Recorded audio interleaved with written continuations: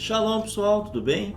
Aqui quem fala com vocês é o Rosh Malahi e hoje eu continuando estudando o Tratado de Sanhedrin, na página 38a, vi mais uma coisa muito interessante ali sobre a questão do Novo Testamento, sobre a questão de Yeshua, sobre a questão do Mashiach, tá? Também algumas explicações ali de Isaías capítulo 7 e Isaías capítulo 8. Então vamos ler a passagem aqui no Tratado de Sanhedrin 38a. Nos diz o seguinte: Yehudá e Ezequiel, filhos do Rabi Hiá, estavam sentados diante do Rabi em uma refeição, e não falaram uma palavra sequer. O Rabi disse a eles e aos serventes: encham os jovens de vinho, para que eles falem alguma coisa. Quando ficaram um pouco embriagados, eles abriram uma discussão dizendo: o filho de Davi só chegará quando as duas casas governantes deixarem de existir no meio do povo judeu. E elas são a Resh Galut, família Resh Galut na Babilônia, e a família do Nasci em Eretz Israel. Pois está dito: ele, daí entre parênteses aqui, o Mashiach, será um santuário para o povo judeu, e ele será uma pedra na qual se prejudicarão, e uma rocha na qual tropeçarão as duas casas de Israel. Isaías capítulo 8, verso 14. O Rabi disse a ele: meus filhos, vocês estão atirando espinhos nos meus olhos. Intercedendo a favor de seus filhos, o Rabi Hiá respondeu-lhe: meu mestre, não se zangue. O valor numérico Yain, vinho, é 70. E o valor numérico Sod, segredo, é 70. Isso simboliza que, quando o vinho entra em uma pessoa, o segredo dela sai, devido à perda de inibição causada pela sua embriaguez. Então aqui nós temos uma discussão no Tratado de Sanhedrin, onde havia dois jovens que se sentaram com dois rabinos, com o pai deles e com outro rabino.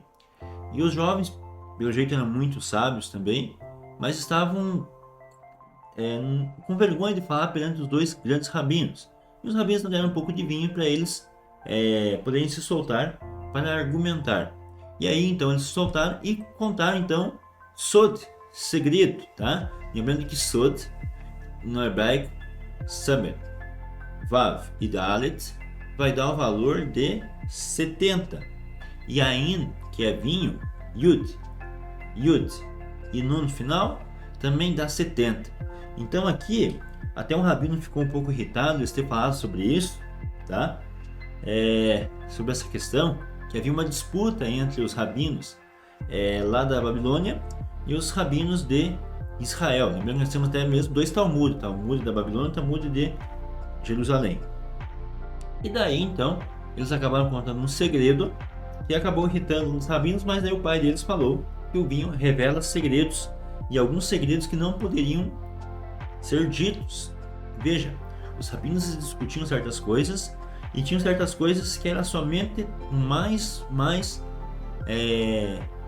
os mais altos cargos que poderiam ser discutidos certas coisas. Então nós tínhamos sodes segredos que ficavam muito bem escondidos. Então tem muitos textos bíblicos que os rabinos acreditavam que tal texto se refere ao Mashiach, mas como havia acontecimentos na época muito fortes, principalmente com os romanos e também naquela época ainda com a religião que começou a crer em Yeshua como Mashiach, de judeus e gentios que criam em Yeshua como Mashiach, e a destruição do templo, várias coisas muito, vamos supor, impactantes que estavam acontecendo na época. Então tinha coisas que os rabinos evitavam falar para que não desse ênfase para essa questão, por exemplo, de Yeshua, ou outras questões também, de outros temas que eram muito sensíveis da época. Mas ele cita Isaías 8, verso 14, e fala: ele, daí entre parênteses, Mashiach, será um santuário para o povo judeu, e ele será uma pedra na qual se prejudicarão, se machucarão, né? E uma rocha na qual tropeçarão as duas casas de Israel. Quando você vai para o texto bíblico em si, quando fala das casas de Israel, ele está se referindo ao reino do norte e ao reino do sul. O reino do norte é representado pelas 10 tribos que tinham essa capital como Samaria, e o reino do sul representado pela tribo de Judá e Benjamim, também parte dos levitas. Os levitas estavam nas duas partes, tá? E aí então fala que o Mashiach só viria quando essas duas casas se unissem novamente. Isso daí está até mesmo representado em Ezequiel 37, onde fala dos ramos se ajuntando. E e aí então o Mashiach surgindo, tá bom? Então aqui fala dessa questão que o Mashiach ele seria um santuário, então o Mashiach seria considerado um templo para o povo judeu. O Mashiach seria considerado um templo. E aí quando você lê um pouquinho antes fala, o filho de Davi só chegará, o filho de Davi se refere a Mashiach, só chegará quando houver apaziguamento, naquele caso, no contexto ali para as duas famílias da Babilônia e de Israel, mas que no outro contexto bíblico se refere mais à questão das 10 tribos e das 2 tribos.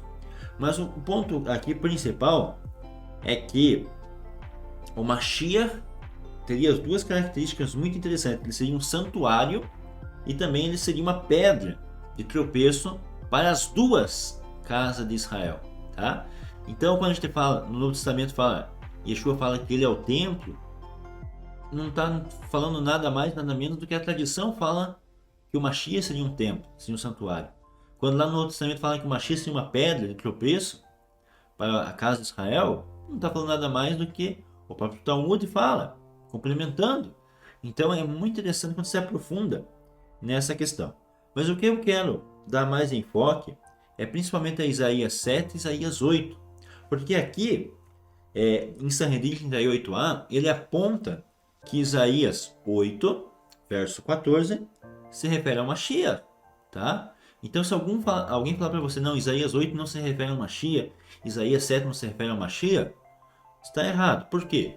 Porque no Sanhedrin fala que se refere a Mashiach. Só a Mashiach? Claro que não, tá? Lembrando que os níveis de interpretação da lei ou dos textos bíblicos, ele vai seguir várias linhas de interpretação, né? Nós temos o sentido literal, o sentido comparativo, o sentido moral, a moral da história, podemos assim dizer, e o sentido místico por trás de um texto. Então, um texto que se aplica a uma realidade, a um contexto histórico, com certeza ele pode se aplicar a outros contextos históricos e também em vários sentidos diferentes, literal, comparativo, moral e também místico, tá bom?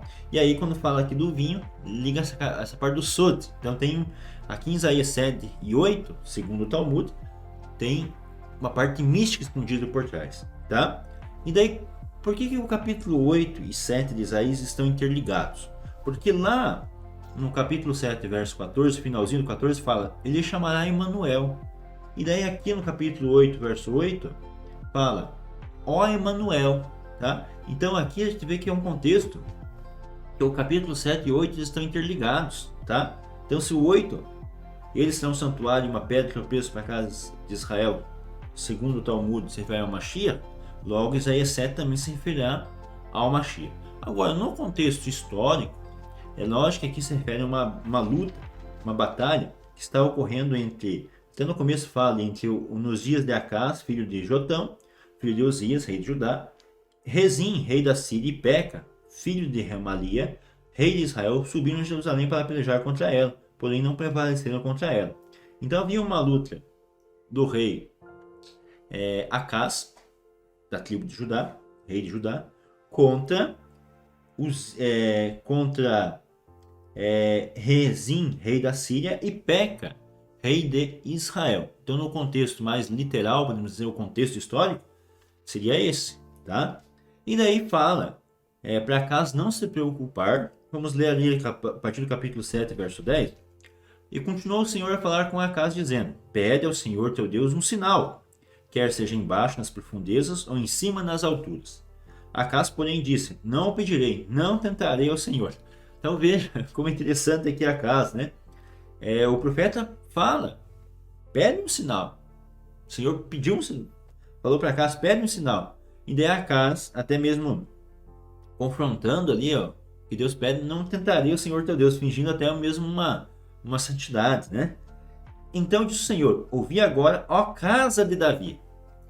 Quando aqui ele chama casa de Davi, ele acaba não se referindo somente àquele período histórico ou somente a Acás. Quando ele fala casa de Davi, ele está se referindo àquele período, mas também ao futuro, tá? Casa de Davi, escutem. Então aqui ele está, o casa de Davi, quem é descendente de Davi, tem que ouvir o que essa profecia nos fala. fala o seguinte: caso Davi, acaso não vos basta fastigar os homens, mas ainda fastigais também ao meu Deus? Portanto, o Senhor mesmo vos dará um sinal. Eis que uma alma, uma moça jovem, tá? Não é uma betulá, uma virgem, mas uma moça jovem, conceberá e dará à luz um filho. Ele chamará Emanuel, que Emanuel significa Deus conosco. Tá? Na verdade, antes que este menino saiba desprezar o mal e escolher o bem, será desamparada a terra ante cujos dois reis tu tremes de medo. Então aqui, no sentido mais literal, com certeza essa profecia ela se refere para aqueles dias, no modo geral, tá? No modo geral se refere àqueles dias, para os dias de Acás, que Acás provavelmente teria um filho, tá? Que se chamaria Emanuel, e que antes que o menino soubesse, aqui fala, acabei esquecendo de pulei o verso 15, né? Ele comerá manteiga e mel quando souber desprezar o mal e escolher o bem. Na verdade, antes que esse menino saiba desprezar o mal e escolher o bem, o rei Peca e o rei Rezim seriam, as terras deles seriam derrotados, seriam desolados, e a casa estaria, ou a casa de Judá estaria salva. Mas como aqui, lembrando, fala ó casa de Davi, ele pode se referir àquele momento, mas pode se referir também ao futuro, tá bom? Um detalhe aqui que nós temos que explicar, que historicamente não se sabe quem foi esse Emanuel aqui de Isaías 7 e 8, tá? Emanuel que significa Deus conosco, mas não tem uma... tinha um Manuel, tal, não conta quem é esse Emanuel, aqui desse contexto. Alguns rabinos, para tentar tirar a figura de Yeshua, eles apontam que esse Emanuel seria o rei Ezequias, que era filho de Acás, tá? Malachi, era o rei Ezequias? Não, não era. Por que não era o rei Ezequias? Primeiramente, se você vai lá para o primeiro livro de Reis e Crônicas, ou segundo livro de Reis, também agora não lembro qual o capítulo, quando você vai ver dessa história de Acás e do rei Ezequias, se você pegar quando Acás começou a reinar sobre Israel, o tempo que ele reinou e quando ele morreu, e você comparar quando Ezequias começou a reinar, você verá que Ezequias já tinha de 8 a 9 anos quando Acás se tornou rei. Então, quando Acás se tornou rei, começou a reinar sobre Judá, Ezequias já era um menino grandinho, tá? Ele já tinha de 8 a 9 anos. Isso quem comenta é Arashi. Arashi nos fala que Ezequias já era vivo, já existia. E aqui fala do menino que vai nascer. Então, uma certeza absoluta: Emanuel não é Ezequias. Mas muitos rabinos atribuem que é Ezequias, tá? Para tentar tirar um pouco qualquer possibilidade de se aplicar ao Mashiach. Mas o que eu garanto para vocês é que não é Ezequias.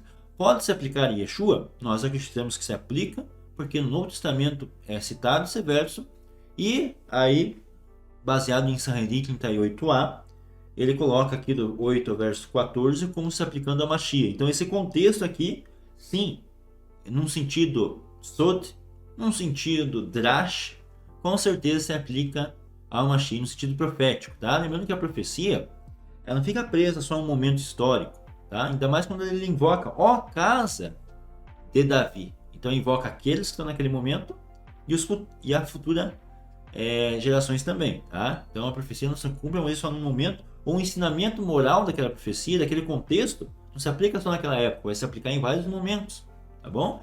Espero que tenha ficado claro essa questão.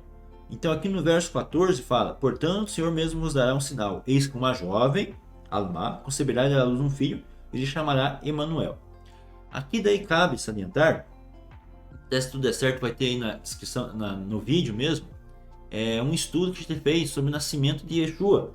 E nós não cremos que Yeshua nasceu de uma mulher virgem. Nós cremos que Yeshua nasceu de Maria com José numa relação normal, entre aspas, carnal, tá? Normal, física, e que Mashiach, Yeshua, é filho biológico de José. Nós cremos fielmente nisso e cremos que, assim como Isabel, que já era velha, mas teve a oportunidade de ser curada por Deus e gerar a João Batista, assim também Maria, sendo sua parenta, provavelmente também era estéril. Então nós cremos que Maria era estéril, Mas, ainda na juventude, quando ela acabou de se casar com José, ela foi curada, tá? E foi curada, e esse que foi o grande mérito. Eis que uma moça jovem dará uma luz, dará à luz um filho. Lembrando, antigamente se sabia se a pessoa era estéril, com duas coisas principais. Primeira é se a menstruação não era regular, tá? Então, tinha um ciclo de menstruação muito irregular, poderia ser estéril. E segundo, se a família tinha muitas pessoas estéril, logo aquela pessoa poderia ser estéril. E como fala ali, igualmente, Isabel, tua parenta, tua amiga, tua conhecida, ali o texto grego pode ter várias traduções, tá? Assim como ela teve também um filho, você terá. Só que o mérito de Maria, diferente de Sara, diferente de outras grandes matriarcas, é que ela foi considerada justa ainda jovem, tá? Por isso que fala, e eis que achou graça aos olhos de Deus. Lembrando que aquela graça é algo que precisava. Então nós entendemos assim, cremos assim, tá bom? E aí no verso 14 ainda, fala ele será chamado Emanuel. Então, esse Emanuel que está aqui, nós não temos muitos relatos históricos de como foi ele, o que ele fez, tá? Só é descrito ali no capítulo 7 e capítulo 8. Agora, Emanuel tem um significado por trás da palavra. Emanuel, tá? Emanuel significa Deus conosco, Deus próximo de nós, tá? E aí, nós cremos, por exemplo, que Moshe era um representante de Deus. Então a palavra de Deus estava próxima quando Moshe estava próximo dos filhos de Israel. Como está em Êxodo 7, verso 1, que ele será considerado, Moshe será considerado como Elohim, como Deus na terra. Assim também, quando fala de Emanuel, pode ter existido a pessoa que nasceu ali como Emanuel, não tem problema nenhum, mas também ele se refere a que haveria alguém que seria como se Deus estivesse, não quer dizer que seja Deus, mas ele representa a vontade interina de Deus nele. Então, esse texto pode se aplicar tranquilamente a Yeshua, não tem problema nenhum, que o Novo Testamento traz essa ligação com Isaías 7, com o nascimento de Yeshua. E lembrando que Sanhedrin 38a fala que Isaías 8,14 se refere a Mashiach. E os dois capítulos 7 e 8 estão interligados. Então espero que vocês tenham gostado desse pequeno detalhe. Lembrando, novamente, nós temos um vídeo só sobre esse tema do nascimento virginal, aí, com mais de 1 hora e pouco de estudo sobre esse tema. Beleza? Obrigado a todos que nos acompanharam. E até um próximo estudo. Shalom, Hitraot. Até logo.